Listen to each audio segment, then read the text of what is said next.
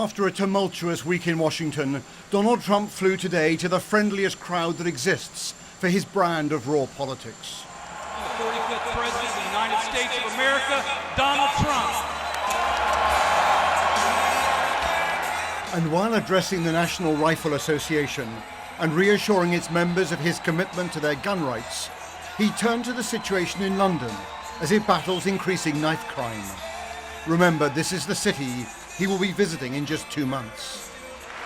I recently read a story that in London, which has unbelievably tough gun laws, a once very prestigious hospital, right in the middle, is like a war zone for horrible stabbing wounds.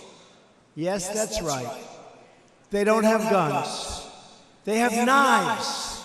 And instead, there's blood all over the floors of this hospital. They say it's as bad as a military war zone hospital. Knives, knives, knives.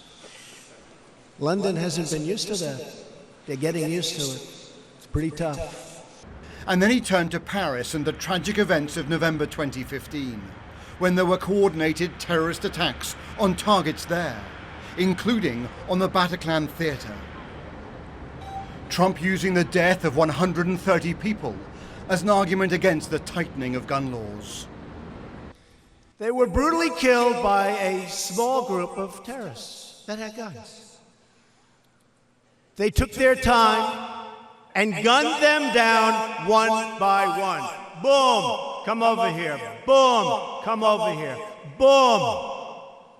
But if one employee or just one patron had a gun, or if one person in this room had been there with a gun aimed at the opposite direction, the terrorists would have fled or been shot. And it would have been a whole different story.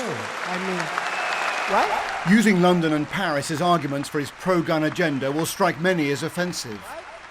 Not least because there have been 414 mass shootings in America since he became president, including the attacks in Las Vegas and on the Parkland School in Florida.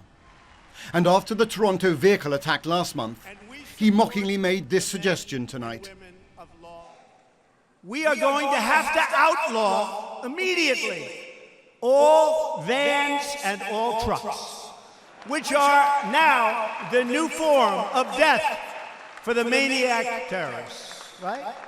They take a truck and they run over 8 people and wound 16, like what happened in New York and what just happened.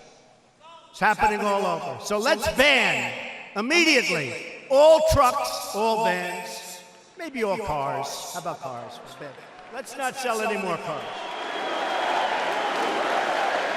Not bad. Trump was, of course, there addressing a wildly partisan and pro-gun audience. But French and British politicians are unlikely to be impressed by the implication of what he was saying, that US-style gun laws would help tackle crime and terrorism on the streets of Europe. Robert Moore, News at 10, Washington.